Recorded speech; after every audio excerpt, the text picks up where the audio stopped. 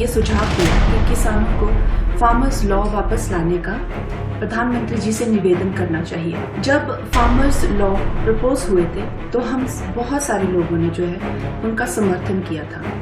मुझे ये बात भी ध्यान रखनी होगी कि मैं अब एक कलाकार नहीं, भारतीय जनता पार्टी की कार्यकर्ता हूँ और मेरे ओपिनियंस अपने नहीं होने चाहिए, वो पार्टी का स्टैंड होना चाहिए। तो अगर मैंने अपने शब्दों से और अपनी सोच से किसी को डिसअपॉइंट किया है, मुझे खेद रहेगा।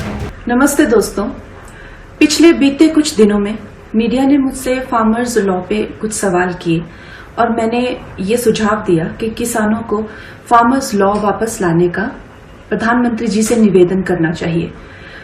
मेरी इस बात से बहुत सारे लोग निराश हैं और डिसअपॉइंटेड हैं।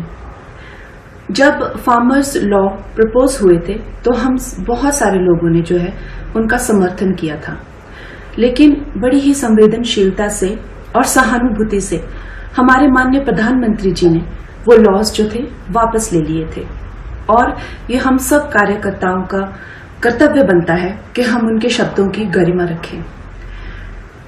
मुझे ये बात भी ध्यान रखनी होगी कि मैं अब एक कलाकार नहीं, भारतीय जनता पार्टी की कार्यकर्ता हूँ और मेरे ओपिनियंस अपने नहीं होने चाहिए, वो पार्टी का स्टैंड होना चाहिए। तो अगर मैंने अपने शब्दों से और अपनी सोच से किसी को डिसअपॉइंट किया है, मुझे खेद रहेगा। I take my words back. तमाम सोशल मीडिया प्लेटफॉर्म्स पर कंगना रनौत जी, जो कि भाजपा की सांसद नेत्री हैं, उनका एक बयान 3 कृषि कानूनों को लेकर, जो कि पहले वापस लिए गए थे, चल रहा है।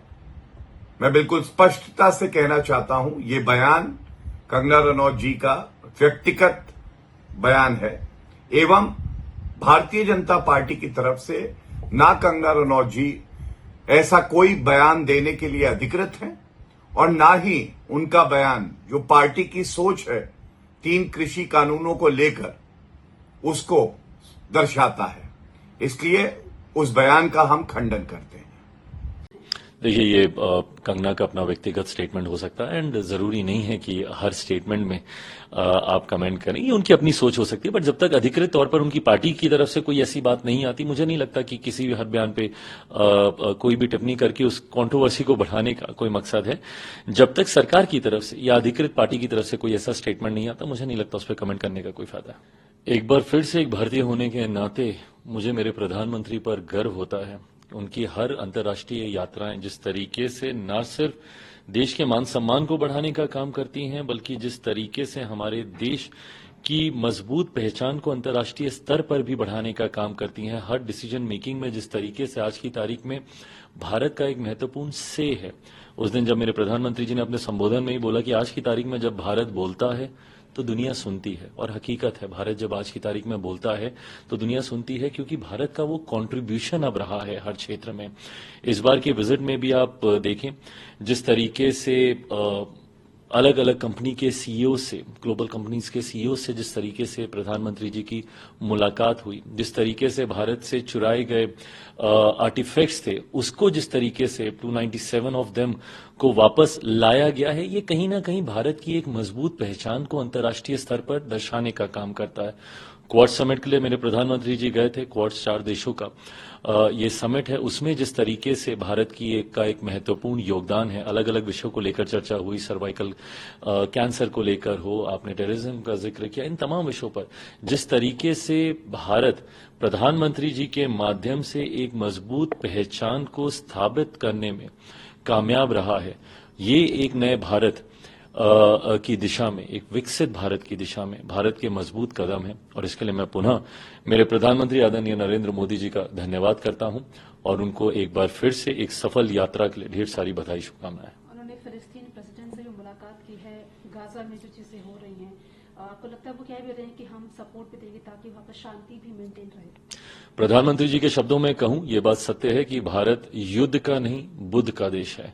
हम लोग हमेशा से शांति के पक्षधर हम लोग रहे हैं, शांति प्रिय देश, और हम लोगों ने हमेशा हर संभव प्रयास किया है देश के दुनिया के अलग अलग कोनों में कहीं पे भी अशांति होती है तो किस तरीके से वहां पे शांति स्थापित की जाए, मध्यस्थता हम लोग करने में अगर कहीं पे भी सफल रहे। मुझे लगता है बहुत कम राष्ट्र अध्यक्ष ऐसे होंगे जो दो अलग अलग युद्ध जिन देशों के बीच में चल रहा हो दोनों के साथ उनके रिश्ते अच्छे रहे हों। जहां एक तरफ हमारे प्रधानमंत्री जी रशिया भी जाते हैं तो वहीं दूसरी तरफ दोनों देशों के बीच में मध्यस्थता कराने का भी कार्य हमारे प्रधानमंत्री जी करते हैं। तो ऐसे में ये जो मुलाकात उनकी हुई है फलस्तीन के राष्ट्राध्यक्ष के साथ, ये पुनः हमारी सरकार, हमारे देश की उस सोच को दर्शाता है जहां पे हम लोग शांति के माध्यम से, चर्चा के माध्यम से, वार्तालाप के माध्यम से बड़ी से बड़ी समस्या का हल निकालने की संभावना ढूंढने का प्रयास करते हैं। लास्टली लैंड ऑफ अपॉर्चुनिटी के रूप में भी डिस्क्राइब करा है,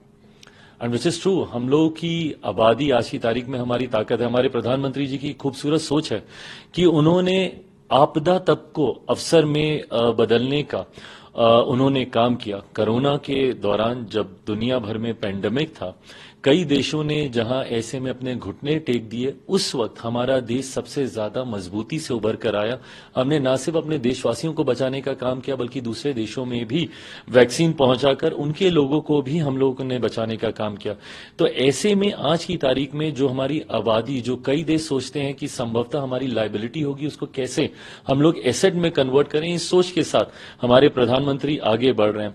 अबंडेंस को कैसे हम लोग अपॉर्चुनिटी में क्रिएट करें, कैसे इसको अपनी ताकत हम लोग बनाएं, इस दिशा में हमारे प्रधानमंत्री जी अलग अलग नीतियों को लेकर आ रहे हैं। मैं फूड प्रोसेसिंग सेक्टर से मैं जुड़ा हुआ हूं, एक मंत्री होने के नाते मैं मानता हूं कि किसानों की एक बड़ी आबादी है हमारे देश में, और प्रधानमंत्री भी सोच सकते हैं कि आने वाले दिनों में हम वर्ल्ड फूड बास्केट बने, देश में ही नहीं बल्कि दुनिया से हम लोग भूखमरी को हम लोग हटाएं। इतनी क्षमता हमारे देश में जो आबादी की वजह से ही आती है। तो ऐसे में कैसे हम लोग हर उस विषय को जो कि शायद दुनिया लायबिलिटी समझती है उसको हम अपॉर्चुनिटी में कैसे क्रिएट करें, ये आउट ऑफ बॉक्स सोच हमारे प्रधानमंत्री की हमेशा से रही है और जिसका लाभ हमारे देश को पिछले 10 सालों में हुआ है। परिणाम स्वरूप तीसरी बार पुनः देश की जनता ने हम पे अपना विश्वास जताया और इन्हीं नीतियों के साथ देश इस तीसरे कार्यकाल में प्रधानमंत्री जी के नेतृत्व में हमारी सरकार आगे बढ़ने का कार्य कर रही है। नमस्ते दोस्तों, पिछले बीते कुछ दिनों में मीडिया ने मुझसे फार्मर्स लॉ पे कुछ सवाल किए और मैंने ये सुझाव दिया कि किसानों को फार्मर्स लॉ वापस लाने का प्रधानमंत्री जी से निवेदन करना चाहिए।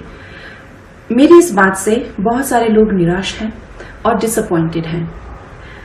जब फार्मर्स लॉ प्रपोज हुए थे तो हम बहुत सारे लोगों ने जो है उनका समर्थन किया था, लेकिन बड़ी ही संवेदनशीलता से और सहानुभूति से हमारे माननीय प्रधानमंत्री जी ने वो लॉज जो थे वापस ले लिए थे और ये हम सब कार्यकर्ताओं का कर्तव्य बनता है कि हम उनके शब्दों की गरिमा रखें।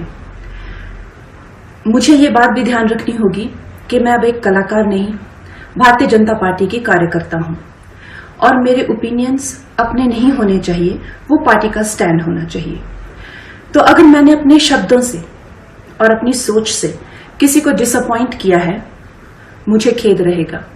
आई टेक माई वर्ड्स बैक।